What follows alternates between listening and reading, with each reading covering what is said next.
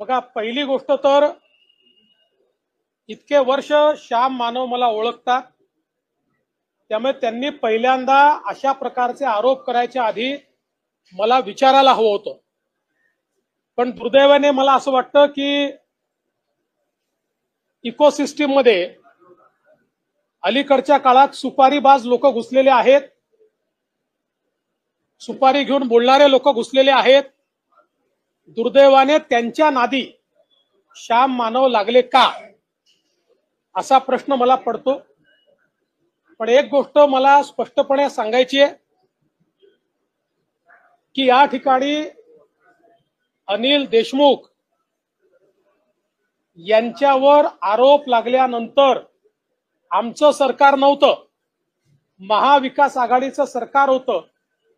ती केस Mumbai हायकोर्टाच्या chief justice समोर लागली आणि मुंबई हायकोर्टाच्या चीफ जस्टिस यांनी अनिल देशमुख यांच्या विरुद्ध एफआयआर करायला लावला. त्यांच्याच सरकारमध्ये तो एफआयआर झाला.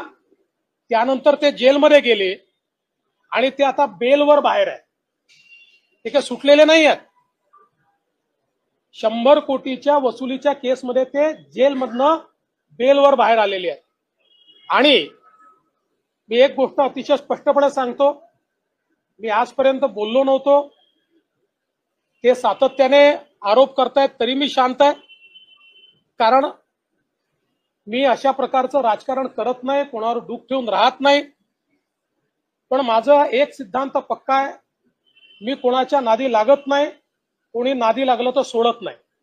मी आज तुम्हाला स्पष्टपणे सांगतो आणि माझं त्यांनाही सांगणं आहे, कारण त्यांच्याच पक्षाच्या लोकांनी त्या काळातल्या त्यांचे काही ऑडिओ व्हिज्युअल हे मला आणून दिलेले आहेत. त्यामध्ये ते उद्धव ठाकरेंबद्दल काय बोलतायत, ते पवार साहेबांबद्दल काय बोलतायत, या संपूर्ण जे आरोप आज आमच्यावर लावतायत त्या संदर्भात ते काय बोलतायत, वाझेवर ते काय बोलतायत, या सगळ्या गोष्टी आहेत.